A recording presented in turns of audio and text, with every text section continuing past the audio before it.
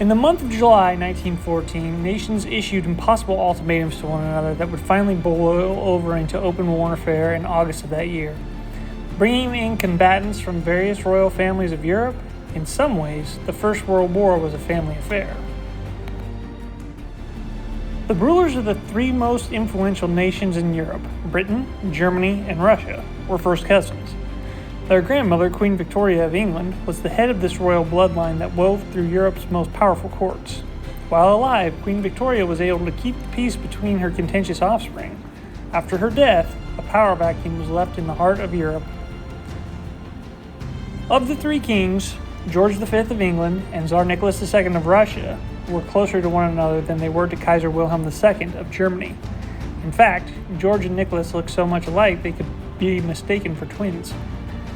Life came easily in England and Russia for these sovereigns, but it would always be a struggle for Wilhelm. Born breech, Wilhelm barely survived the trauma of his delivery. In fact, he appeared to have been born dead. Handed off to a midwife as the doctors worked feverishly to save his mother, Wilhelm would overcome his first obstacle in a long-suffering life. Unwilling to believe the child deceased, the midwife continued to smack the infant until he started to squeal. Against the odds, he was alive. Wilhelm did not escape unscathed, however.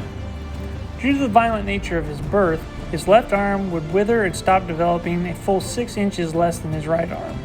His head would remain at a slight tilt, and his hearing was permanently impaired. Wilhelm would spend his life overcoming these handicaps. He would develop an iron will, which would see him become an accomplished horseman and expert marksman. He took special delight in greeting visitors with a crushing handshake that just may have been the strongest of all the rulers of Europe. Dismissive of his cousins, Wilhelm believed it was the destiny of Germany to control Europe. When the assassination of Archduke Ferdinand took place in June of 1914, Germany was prepared to back their Austrian allies to the limit. Complicating matters was the issue of Russia's pledge to defend Serbia from outside aggressors. Considering his cousin Tsar Nicholas only, quote, fit to live in a country house and grow turnips, the Kaiser attempted to put pressure on him to keep Russia out of the war. In a series of correspondences between the two known as the Willie and Nicky telegrams, the Tsar worked doggedly to convince his cousin to abandon the course he had plotted for war. His efforts proving futile, Tsar Nicholas moved to mobilize his forces and activate his military alliance with France. Now, caught in a vice between the Russians and the French, Wilhelm and his generals had to decide their course of action for the war.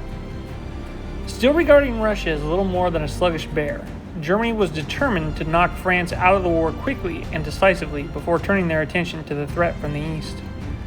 In order to circumvent the heavily defended border between France and Germany, Wilhelm and his generals decided that they would move their armies through Belgium and attack France through this under-defended region. Having largely stayed out of the growing conflict until this point, King George V of England began to take notice. Linked together through a lucrative trade agreement, England would not allow the Belgian ports to be occupied by the German military. Britain was prepared to place the considerable weight of their empire on the belligerent German ruler.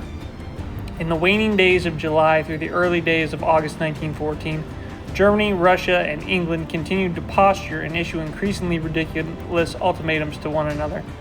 On August 4th, the debating was over. Germany invaded Belgium on their way to confronting the French threat. Now, through a series of political and familial alliances, the scales were tipped decisively to war.